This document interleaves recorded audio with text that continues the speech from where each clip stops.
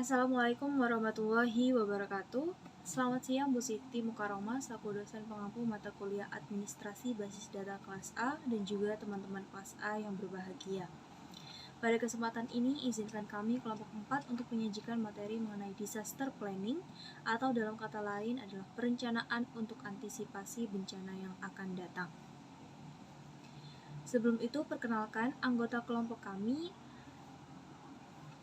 ada Muhammad Rizky Setiawan NPM 004, Audi Fitri Aryani NPM 005, Rehan Kolbi NPM 008, Randy Pancawijanarko NPM 016, Dea Puspita Anggraini NPM 029, dan saya Karisa Renalasari NPM 041. Baik, disaster planning yang akan kami bahas mencakup perencanaan dan persiapan untuk menghadapi bencana yang dapat mengancam keberlangsungan operasional dari sistem basis data suatu organisasi. Atau dalam kata lain, dalam materi ini kita akan membahas disaster planning dalam konteks IT.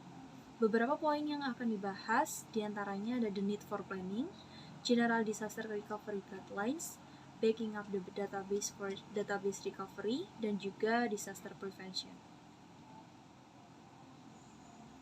Langsung saja, the need for planning. The need for planning atau kebutuhan untuk melakukan perencanaan. Apa itu perencanaan atau apa itu planning? Planning atau perencanaan adalah merupakan tahap fundamental dari manajemen. Artinya proses perencanaan ini adalah dasar dari proses-proses selanjutnya dalam pengelolaan manajemen suatu organisasi. Contohnya ketika suatu organisasi ini ingin mengerjakan suatu proyek, maka harus ada proses sebelumnya sebelum langsung menuju ke proyek itu, yakni melakukan perencanaan terlebih dahulu. Nah, perencanaan ini mendefinisikan tujuan yang ingin dicapai oleh manajemen dan menyusun rencana serta program untuk mencapai tujuan tersebut dengan mempertimbangkan kemampuan atau sumber daya yang tersedia di dalam organisasi dan juga batasan yang diberlakukan di sekitar proyek.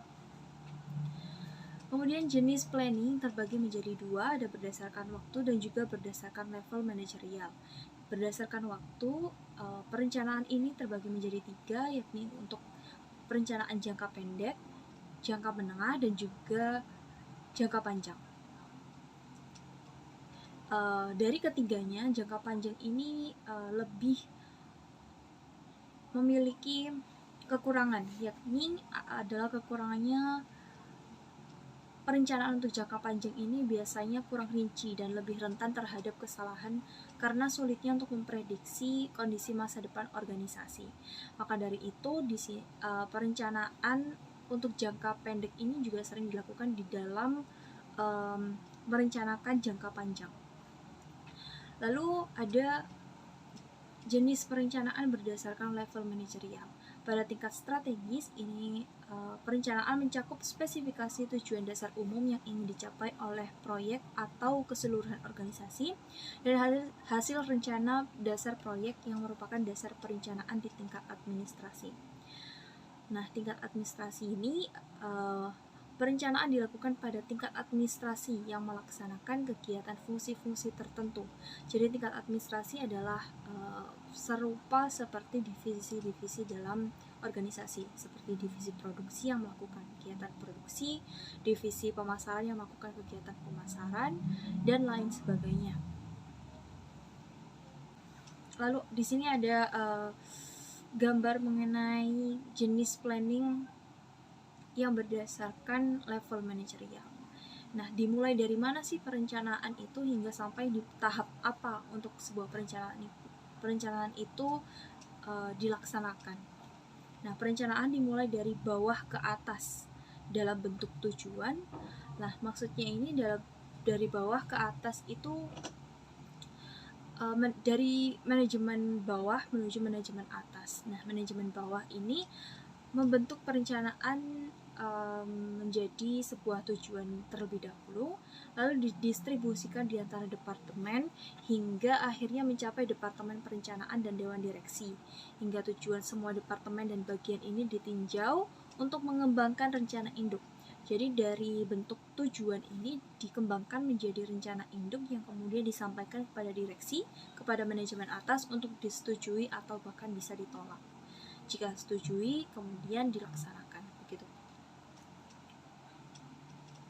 Nah, mengapa planning ini penting? Mengapa kita harus melakukan perencanaan? Ada beberapa alasan diantaranya, yaitu yang pertama karena berkaitan dengan masa depan yang tidak pasti dan tidak jelas.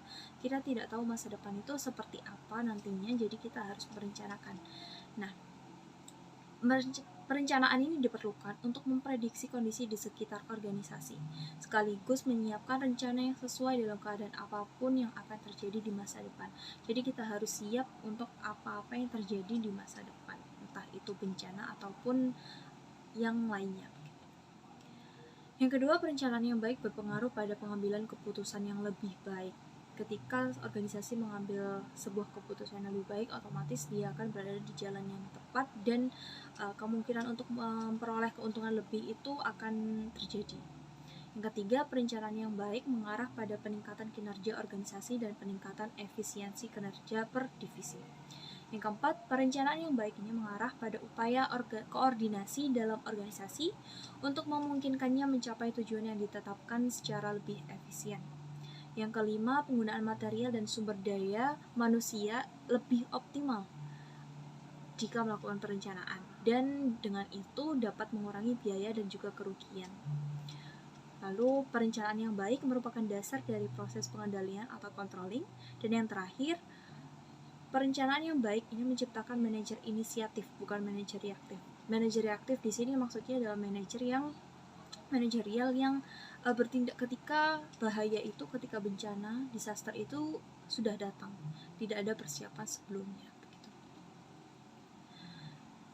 Disaster planning. Jadi apa yang kita bahas dalam materi hari ini adalah disaster planning dalam konteks IT. Disaster planning adalah proses persiapan untuk mengatasi kemungkinan terjadinya kejadian yang merugikan dan tak terduga. Secara umum, kejadian yang tak terduga ini dapat berupa bencana alam ataupun kecelakaan. Namun dalam konteks IT ini bisa berupa seperti kegagalan sistem dan juga serangan cyber, atau bisa juga kegagalan sistem database yang dikelola oleh tim IT gitu. Nah, disaster planning ini dibutuhkan untuk meminimalkan dampak negatif yang mungkin akan timbul akibat suatu kejadian dan memastikan pemulihan yang cepat dan efektif. Perencanaan ini berguna dalam melindungi data sensitif, infrastruktur IT, dan keamanan jaringan dari potensi serangan cyber, kegagalan sistem, dan juga bencana alam. Next, selanjutnya akan dijelaskan oleh rekan saya. Oke, selanjutnya yaitu tentang General Disaster Recovery Guidelines. Ada pengertian sendiri dari disaster recovery, yaitu sebuah konsep untuk mengamankan suatu sistem, aplikasi, dan perangkat IT dari bencana yang akan datang. Bencana yang dimaksud ini tidak hanya terbatas pada bencana alam saja, seperti gempa, banjir, ataupun longsor, tapi juga serangan cyber, krisis ekonomi, atau bahkan pandemi seperti COVID-19. Intinya, disaster recovery ini dilakukan sebagai langkah pencegahan atas kejadian pada masa depan yang tidak bisa diprediksi. Next. Pentingnya disaster recovery pada perusahaan. Untuk bisa beroperasi dengan maksimal, maka sistem bisnis harus selalu senantiasa berjalan.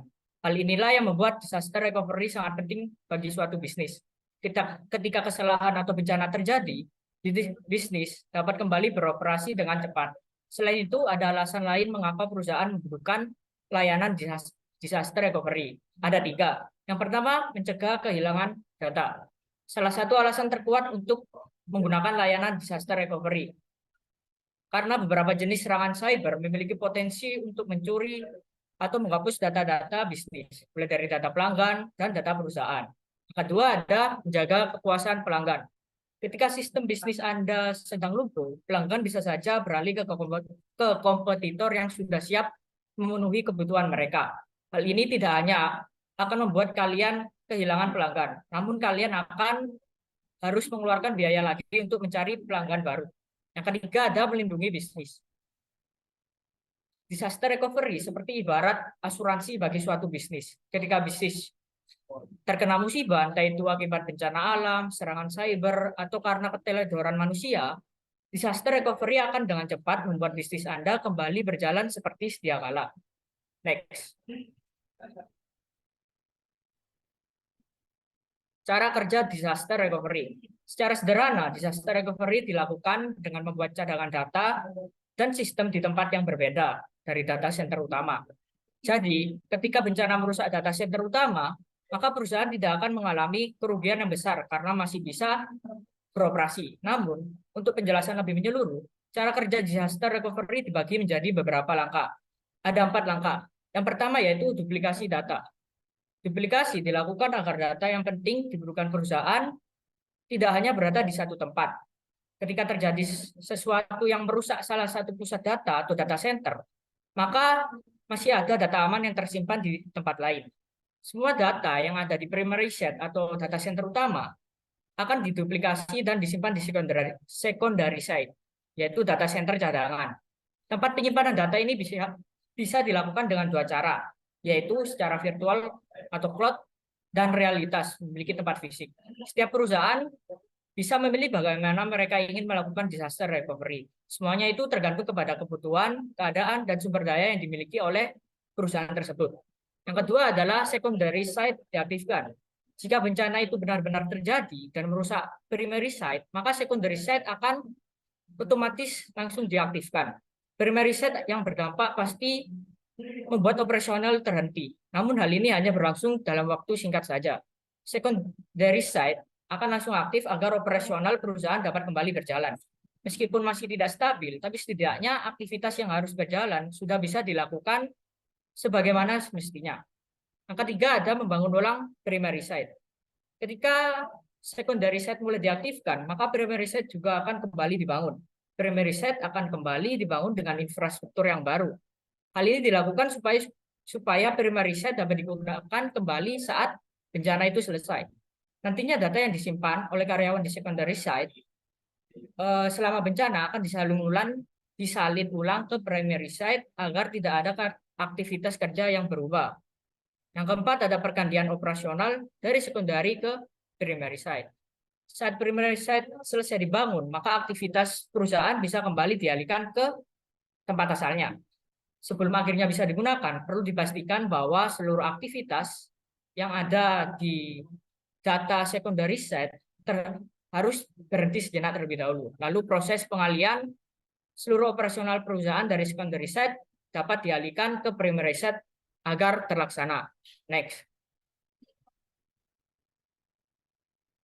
Selanjutnya akan dijelaskan oleh teman saya, yaitu Randy. Dipersilakan.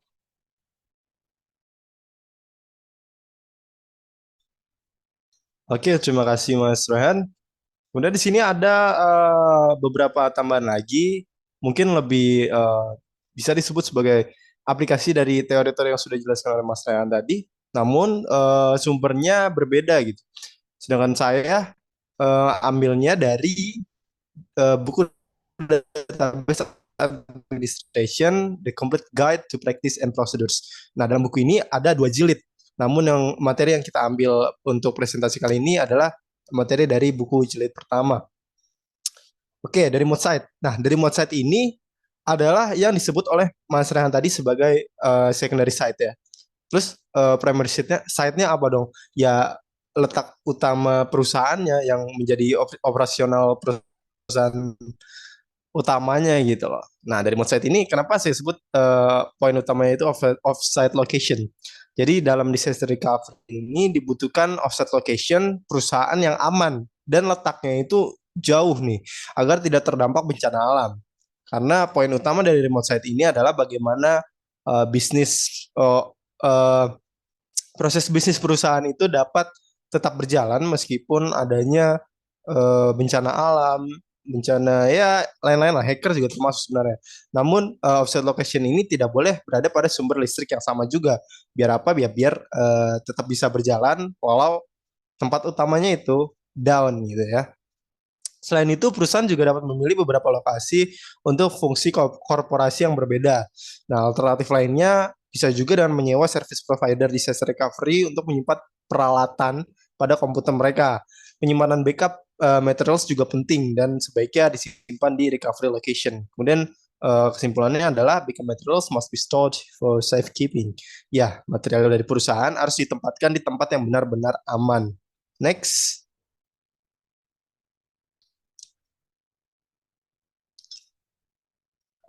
The written plan. Apa maksudnya? Ya kan? Rencana yang tertulis nih. Jadi 2 poin utamanya saya taruh di sini adalah always updated and involve all parties. Apa maksudnya? Jadi disaster recovery plan ini merupakan dokumen yang selalu berubah ya sesuai dengan sistem. Jadi sifatnya dia dinamis, dia menyesuaikan dengan sistem, kebutuhan dan penggunaannya. Setiap kali rencana berubah, the plan ini pastikan juga untuk menghapus semua salinan lama dan menggantinya dengan salinan rencana yang baru atau hanya mengganti bagian-bagian yang baru saja. Jadi tidak memakan waktu terlalu banyak juga untuk menghapus semuanya terus untuk diganti yang baru. Pastikan juga untuk melibatkan semua pihak yang berkepentingan dalam disaster recovery. Nah, dalam hal ini tuh nggak selalu back end aja, nggak selalu DBA, nggak selalu programmer sistem, tapi juga pengguna akhir, operator sistem juga ikut andil, manajer bisnis, dan mungkin juga bahkan pelanggan dari organisasi terkait atau perusahaan terkait. Next. Setelah memperhatikan remote site itu konsepnya bagaimana dan juga gimana rencana tertulis itu harus di-develop gitu ya. Nah, di sini ada beberapa hal yang harus diperhatikan juga atau harus include ya. Yang pertama ada offset location. Alamat ya, kita harus mencantumkan alamat remote location yang jelas beserta kontak-kontak yang bisa dihubungi terkait remote location itu. Bisa nomor telepon, bisa juga detail nama penanggung jawabnya dan lainnya. Kemudian kita bisa berpindah ke personel nih. Apa isi dari personel ini? Isinya adalah daftar nama dan informasi kontak untuk setiap anggota, nomor kantor, rumah ya, untuk setiap anggota tim. Nah, kemudian pindah ke authorizations. Ini kaitannya juga dengan personel ya. Yaitu bagaimana daftar personel-personel tersebut yang diberikan otorisasi atau kewenangan ya untuk menangani recovery operation ini. Dan kita berpindah ke yang tengah dulu nih mungkin. Recovery procedures and scripts for all system software application and data. Kita harus memastikan nih bahwa penyediaan prosedur itu disediakan langkah demi langkah gitu, jelas untuk recovery setiap software, setiap aplikasi, setiap objek database, serta urutannya dalam pemulihan tuh prioritasnya yang mana. Kemudian yang terakhir adalah reports, yaitu daftar laporan yang dibutuhkan untuk recovery site. Gunanya adalah memastikan pemulihan yang lengkap gitu tadi, yang sesuai dengan urutannya, dengan skala prioritas gitu. Next.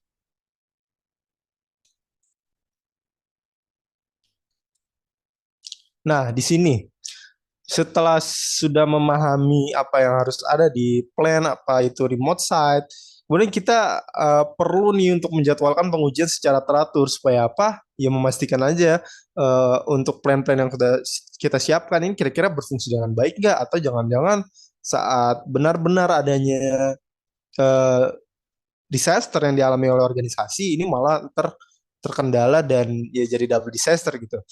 Nah, setidaknya at least testing ini dilakukan setahun sekali. Kemudian ini adalah poin-poin penting yang harus diperhatikan sebelum menjalankan testing. Ada perubahan signifikan dalam operasi sehari-hari, perubahan konfigurasi sistem perangkat kaitannya dengan hardware, peningkatan DBMS, kehilangan personil yang bertanggung jawab. Ini kaitannya dengan update ya, terkait dengan personil tadi yang sudah diberikan otorisasi atau kewenangan tadi. Kemudian pindahnya pusat data utama ke lokasi baru, ini kaitan dengan update data. Kemudian penambahan aplikasi besar baru atau meningkatan signifikan pada aplikasi kritis yang sudah ada, ini juga update. Yang terakhir ada peningkatan signifikan dalam jumlah data atau jumlah transaksi harian. Next. Nah, yang terakhir adalah personel. Personel ini juga merupakan salah satu hal yang sangat penting ya, karena tanpa personel semua plan itu tadi tidak terselenggara dengan baik. Jadi pemilihan tim yang tepat ini harus dirancang sedemikian rupa guna melaksanakan disaster recovery plan tadi. Sehingga sangat penting untuk keberhasilan rencana tersebut. Tim disaster recovery ini harus mempunyai kapabilitas seperti yang tertulis di layar ya, untuk melakukan beberapa tugas. Yang pertama ada menginstal dan mengonfigurasi perangkat lunak DBMS, simple, memulihkan database individual, dan menguji integritas basis data. Selain itu mereka juga harus multi skill ya dan fleksibel serta memiliki kombinasi keterampilan IT dan juga bisnis. Next akan dilanjutkan oleh rekan saya. Terima kasih. Selanjutnya itu ada backup the database for database recovery. Selanjutnya next. Nah, sebelum melangkah ke selanjutnya yaitu yang pertama ada apa itu database backup. Database backup adalah salinan atau duplikat dari seluruh atau sebagian database yang diambil pada saat tertentu. Jadi kita semua telah mengetahui bahwasanya pengertian ataupun fungsi dari backup sendiri itu adalah untuk menyalin ataupun menduplikat data yang telah kita tentukan. Tujuan dari melakukan backup database adalah untuk memastikan bahwa data dapat dipulihkan ke kondisi sebelumnya jika terjadi kegagalan sistem atau bencana yang tidak terduga. Jadi fungsi dari pembackupan data itu adalah untuk menghindari hal-hal yang tidak diinginkan dan juga menghindari kerusakan data, dan kita bisa mengembalikan data yang telah kita backup sebelumnya, seperti kerusakan perangkat keras atau lunak, serangan virus, atau kesalahan pengguna. Backup database sangat penting untuk menjaga kelangsungan bisnis dan keamanan data. Jadi fungsi database lainnya yaitu untuk tidak merugikan sisi bisnis operasional ketika terjadi sebuah kegagalan pada database. Kemudian yaitu apa pentingnya backup database? Yang pertama adalah disaster recovery. Jika terjadi kegagalan sistem, kita dapat memulihkan database ke keadaan sebelumnya dengan bantuan cadangan itu tadi. Kemudian yaitu ada yang kedua, konsistensi data. Penyatangan basis data secara teratur memastikan bahwa konsistensi data dipertahankan dan basis data tetap akurat. Jadi fungsi yang kedua ini adalah untuk menjaga keakuratan data agar tidak terjadi sebuah ketimpangan data, dan juga tidak ada data yang double untuk membingungkan ketika data dilihat. Kemudian yaitu ada legal compliance. Beberapa peraturan mewajibkan bisnis untuk menyimpan cadangan data untuk jangka waktu tertentu untuk menjaga agar tidak mengalami kerugian yang besar akibat kegagalan yang dialami oleh database. Kita semua telah mengetahui bahwasanya jika sebuah perusahaan mengalami kegagalan pada database, itu sangat merugikan dan juga nilainya juga sangat tinggi juga. Oleh karena itu pada seluruh perusahaan diwajibkan untuk mempunyai disaster recovery planning, tergantung pada perusahaan mereka sendiri-sendiri bagaimana cara mereka menangani ketika terjadi sebuah disaster recovery tadi. Kemudian next.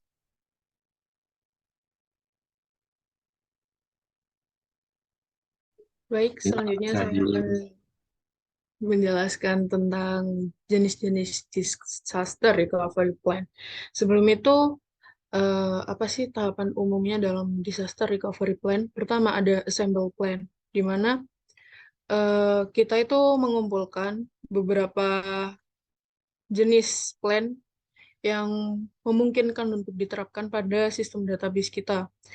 Yang selanjutnya kedua ada identify scope, di mana kita menentukan seberapa besar atau luas database yang ingin kita cakup dalam plan tersebut. Ketiga ada appoint emergency contact, di mana kita menentukan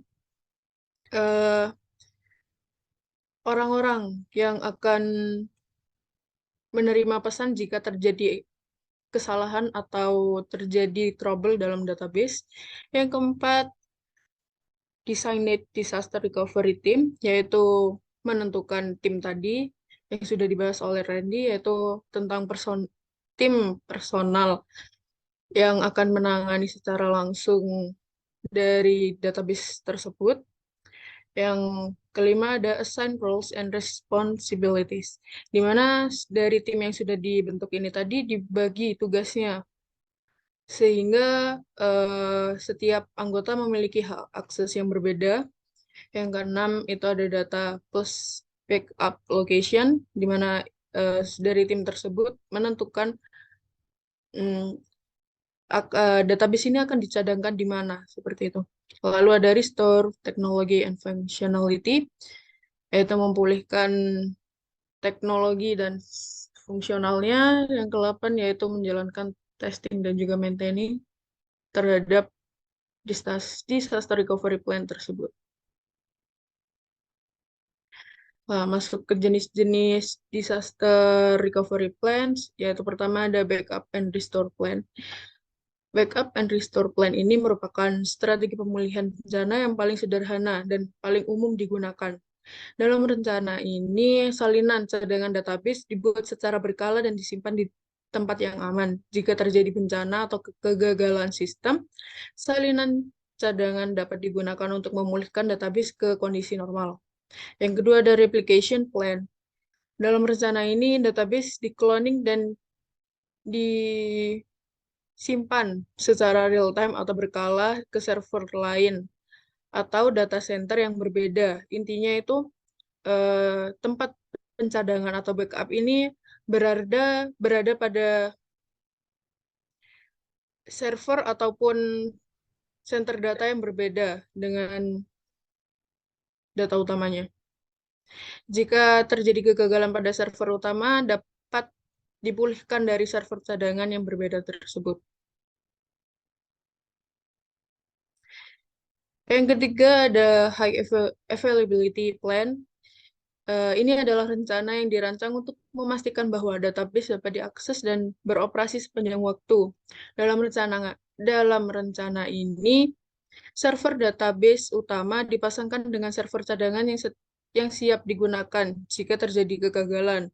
Kedua server bekerja secara bersamaan dan terus-menerus memeriksa dan mengganti tugas satu sama lain jika terjadi kegagalan. Bisa kita gambarkan itu seperti gambar yang tercantum pada PPT. Jadi kedua sistem database ini bekerja secara bersamaan, di mana jika terjadi kegagalan atau kegagalan sistem pada salah satu database, maka satu database yang lain akan secara otomatis membackup-nya. Seperti itu. Lalu yang keempat ada Cloud Disaster Recovery Plan. Dalam rencana ini, data dan aplikasi database disimpan dalam cloud atau awan. Jika terjadi kegagalan pada server fisik atau data center, data dapat dipulihkan dari server virtual yang berada di cloud. Selanjutnya ada jenis-jenis disaster recovery plan yang kelima, yaitu cloud site plan, yaitu organisasi akan menyediakan tempat backup yang terpisah dari lokasi utama. Tempat backup ini biasanya dilengkapi dengan perangkat keras dan perangkat lunak yang diperlukan untuk memulihkan database dan sistem. Namun, tempat backup ini tidak aktif secara terus-menerus dan harus diaktifkan secara manual jika terjadi kegagalan sistem. Jadi, apa bedanya yang sama jenis yang tadi?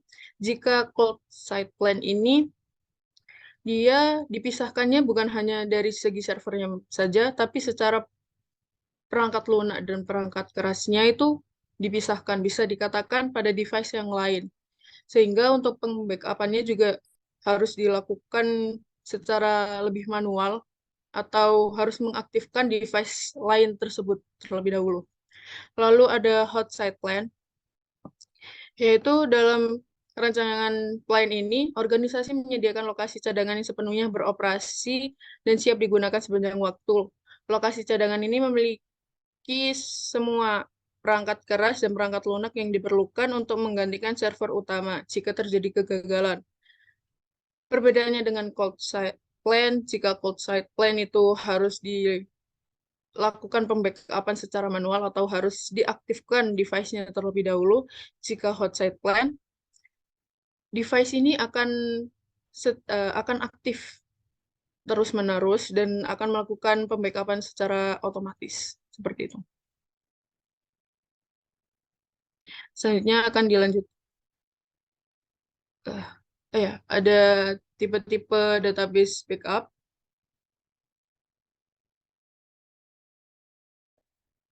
Yaitu ada tipe-tipe database backup.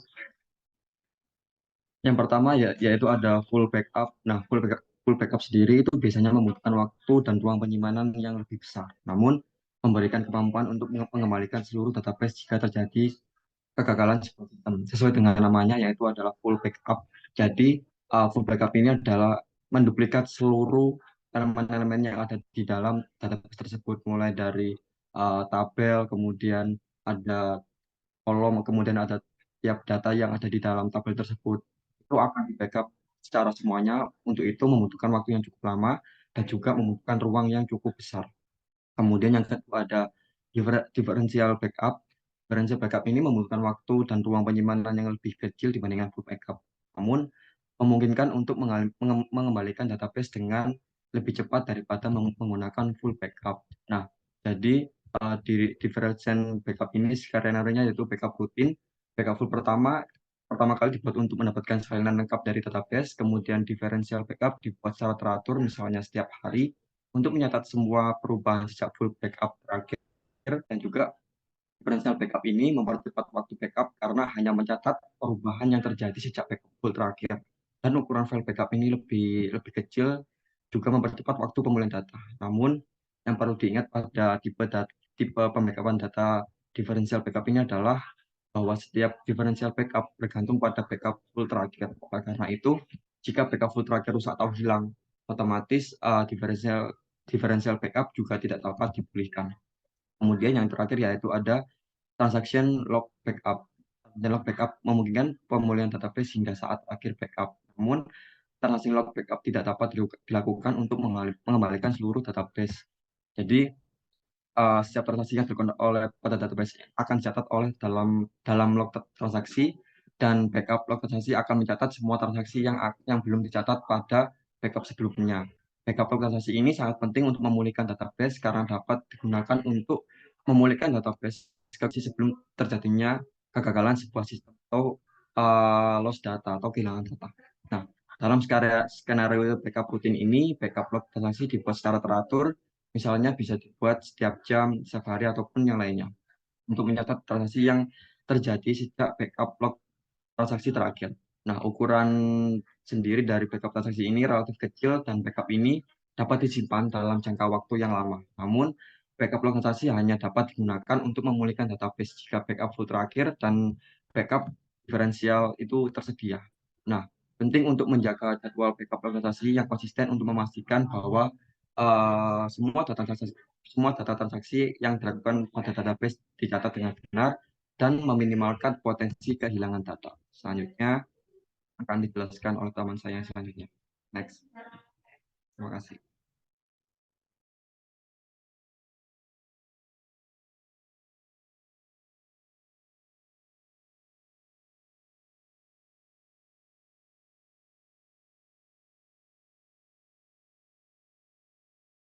Selanjutnya disaster prevention atau pencegahan bencana. Next.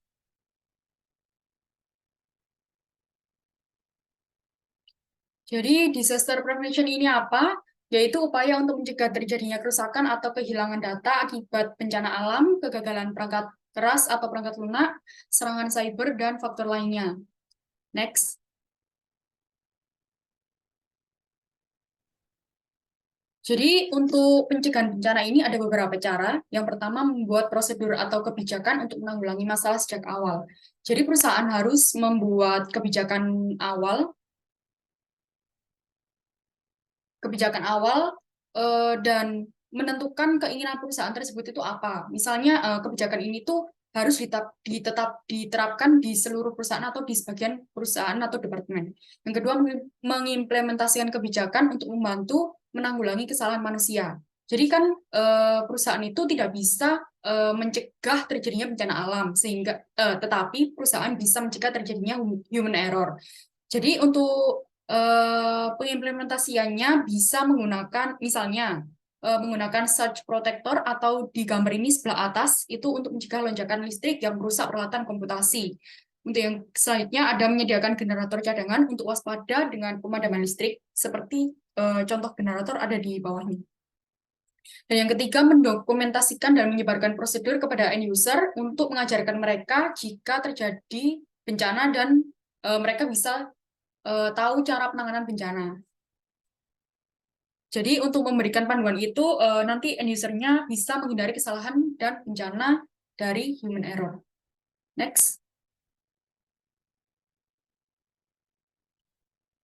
ada data loss prevention. Jadi data loss prevention ini apa? Yaitu kebijakan, teknik, teknologi yang dibuat dengan tujuan mencegah kehilangan data perusahaan dengan beberapa strategi, yaitu proses pendeteksian, pemantauan, dan penghentian arus listrik data dan koneksi yang dianggap tidak sah oleh perusahaan.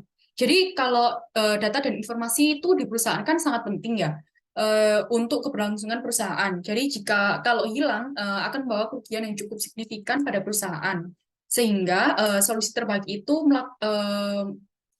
solusi terbaiknya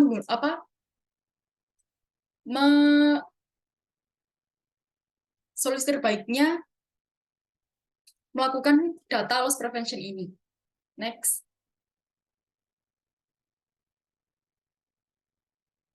Untuk proses kerja DLP ini, yaitu pertama menghentikan arus informasi agar tidak keluar dari jaringan komputer perusahaan.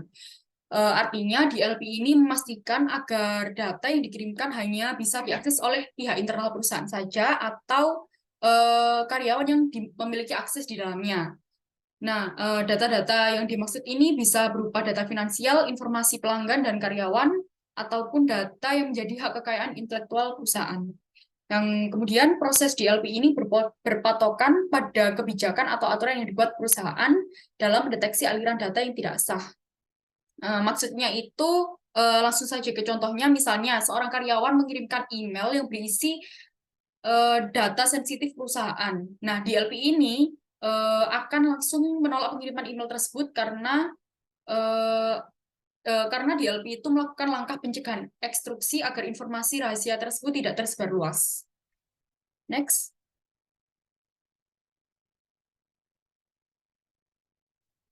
Ada jenis-jenis DLP yang dapat diterapkan. Yang pertama, data in motion. Jenis DLP ini menggunakan enkripsi dalam pengiriman email. Jadi, perusahaan itu biasanya menggunakan data in motion ini ketika berkomunikasi dengan pihak eksternal. Yang kedua ada data in use atau DLP yang menggunakan pemrosesan data secara aktif dan menggunakan aplikasi tertentu. Nah, tingkat keamanan data in use ini lebih tinggi karena data yang disimpan itu dilindungi dengan sistem autentikasi dan kontrol akses. Penggunanya harus verifikasi terlebih dahulu dan untuk bisa mengakses data yang ada di dalamnya. Kemudian yang tiga ada data at rest, yaitu jenis DLP yang memberikan kontrol akses yang tepat kepada karyawan tertentu.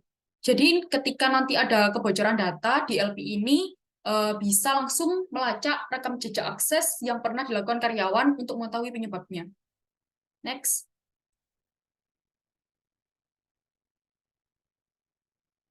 Nah, ini beberapa alasan dibutuhkannya DLP. Yang pertama, ancaman cyber makin meningkat.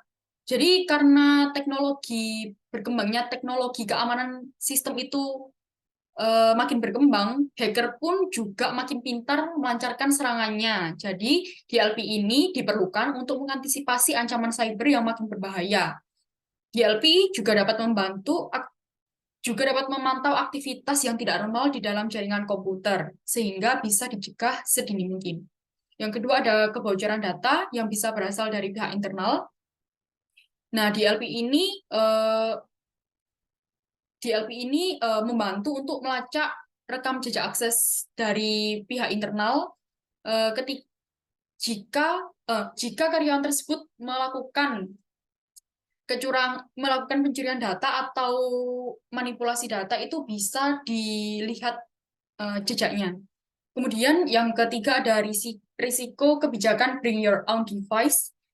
Jadi ada perusahaan yang memiliki kebijakan jika kerja itu pakai perangkatnya, pakai device-nya sendiri, jadi milik pribadi. Nah, itu kan bakal memiliki resiko yang lebih tinggi juga dalam pencurian data, sehingga sehingga jika perusahaan menerapkan DLP, itu bisa melacak rekam jejak aktivitas karyawannya, dan jika nantinya dari karyawan tersebut itu melakukan kebocoran data, itu bisa kelihatan. Kemudian ada pengelolaan data lebih aman. Jadi dengan adanya DLP ini, walaupun menggunakan media penyimpanan dari pihak ketiga, DLP itu bisa memastikan datanya itu tidak bocor dan tidak keluar dari jaringan komputer perusahaan. Kemudian meningkatkan peran Chief Information Security Officer atau CISO. Perusahaan saat ini juga merekrut CISO yang bertanggung jawab untuk menjaga keamanan informasi perusahaan. Nah, peran CISO ini bisa didukung dengan adanya DLP, karena dengan adanya DLP,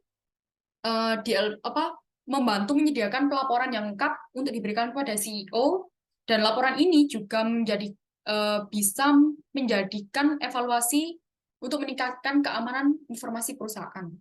Dan yang terakhir ada membantu pekerjaan tim IT perusahaan. Jadi dengan adanya DLP, kebocoran data bisa dilacak, dan jika nanti karyawannya udah ditemukan dan jejak aktivitas karyawan juga ditemukan, dari perusahaan sendiri bisa memberikan sanksi kepada karyawan tersebut. Next.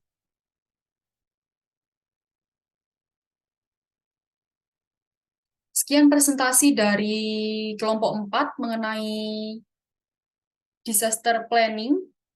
Untuk kurang lebihnya mohon maaf. Wassalamualaikum warahmatullahi wabarakatuh.